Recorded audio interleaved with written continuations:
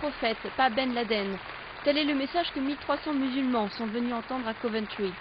Pendant 3 jours, l'université Warwick a accueilli le camp antiterrorisme Al-Hidayah, qui signifie conseil ou ligne de conduite. Objectif, empêcher les jeunes de se radicaliser, leur offrir une alternative au discours incitant à la violence. Nous essayons de faire passer un message à la jeunesse de ce pays et des pays européens. Les extrémistes qui recrutent ont une voix qui porte et des slogans efficaces, mais leur message est faux et anti-islam.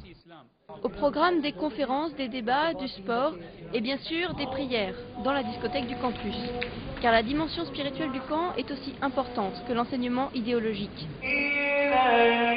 Dans l'auditorium comme à la prière, hommes et femmes sont séparés. Pour eux, Tahir ul-Qadri, éminent érudit pakistanais, est un guide spirituel. Mais ses propos sont sans ambiguïté. Les préceptes religieux ne doivent pas empêcher les musulmans d'être des citoyens comme les autres. S'ils sont en désaccord, ils doivent utiliser les moyens constitutionnels à leur disposition. Ces pays qui protègent votre vie et vos richesses et votre honneur doivent obligatoirement être considérés comme Darul Aman ou monde de paix. Ce sont des pays pacifiques, donc vous n'avez pas le droit de devenir des terroristes contre ces pays ou de commettre aucun acte de violence contre ces sociétés.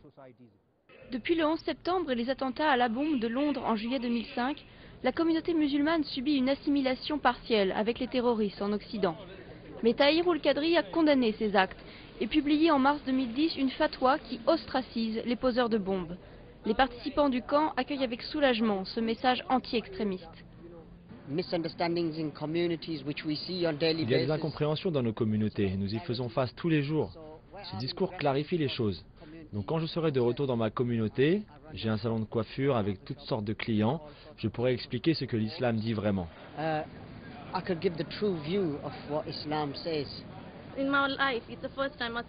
De toute ma vie, c'est la première fois que je rencontre quelqu'un d'aussi courageux, qui dit cela dans les médias. Je pense que ça met sa vie en danger.